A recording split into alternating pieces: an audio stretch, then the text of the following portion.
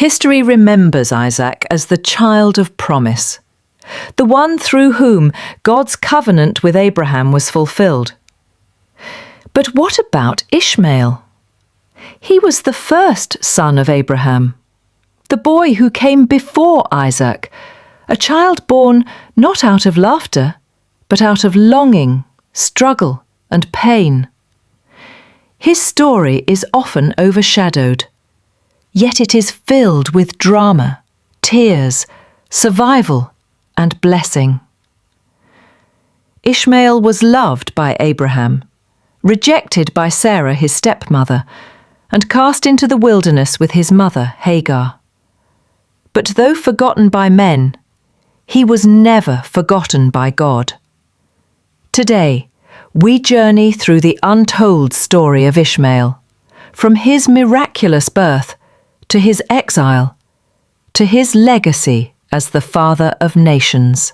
It all began with a promise. God had told Abraham, then still called Abram, that he would be the father of many nations. His descendants would be as numerous as the stars in the sky and the sand by the sea. But there was a problem. His wife, Sarai, was barren. Decades passed and no child was born.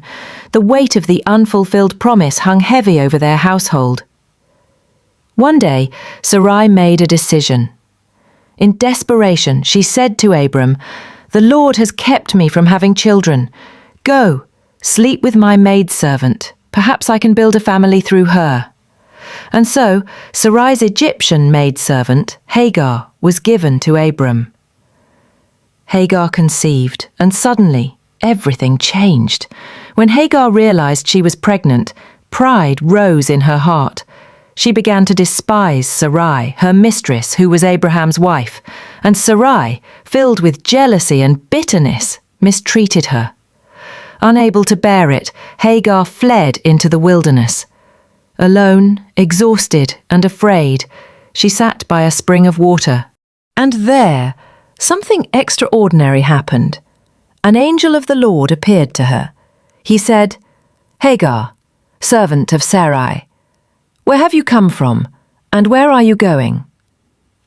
She replied, "I'm running away from my mistress Sarai." And the angel said to her, "Go back to your mistress and submit to her. I will increase your descendants so much that they will be too numerous to count." Then the angel spoke a prophecy. "You are now pregnant, and you will give birth to a son.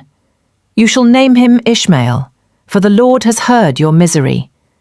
He will be a wild donkey of a man. His hand will be against everyone, and everyone's hand against him, and he will live in hostility toward all his brothers."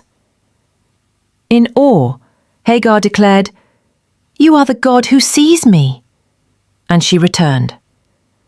Months later, Ishmael was born, the first son of Abraham.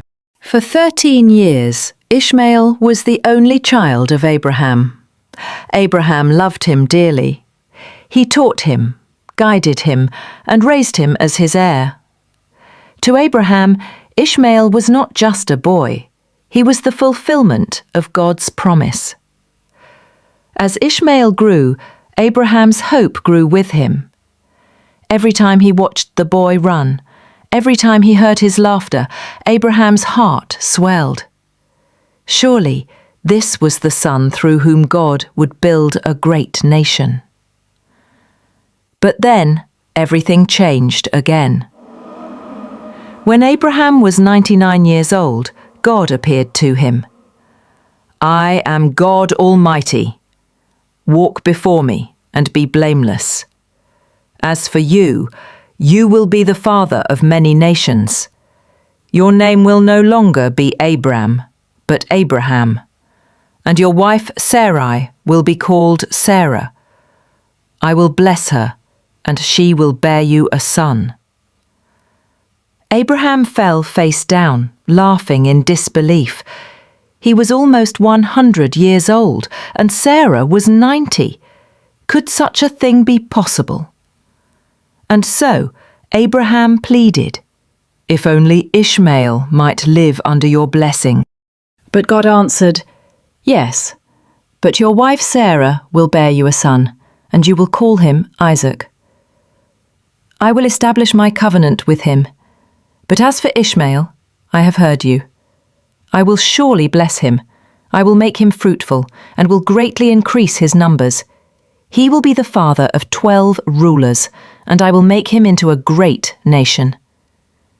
In that moment, Ishmael's destiny was secured, not as the covenant child, but as a child of blessing.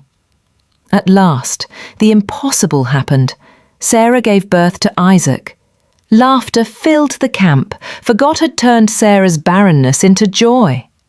Isaac became the apple of Sarah's eye. But for Ishmael, things began to change. He was no longer the only son. He was no longer the heir. Slowly, his place in Abraham's household began to shift. The turning point came on the day Isaac was weaned. Abraham held a great feast to celebrate. The camp was alive with music, dancing, and laughter. But Sarah noticed something. She saw Ishmael mocking Isaac. The details are unclear. Perhaps he was teasing him, perhaps rough in play, or perhaps showing disdain. But whatever it was, Sarah was furious. She turned to Abraham and said, "Get rid of that slave woman and her son. For that woman's son will never share in the inheritance with my son Isaac." Abraham was heartbroken. He loved Ishmael. He did not want to send him away. But that night, God spoke to Abraham.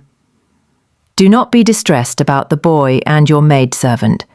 Listen to whatever Sarah tells you, because it is through Isaac that your offspring will be reckoned. But I will make the son of the maidservant into a nation also, because he is your offspring." Abraham wept. He was about to lose the son he had raised for 13 years. Early the next morning, Abraham rose. He prepared bread and a skin of water, placed it on Hagar's shoulders, and sent her away with Ishmael. It was one of the most painful moments of Abraham's life.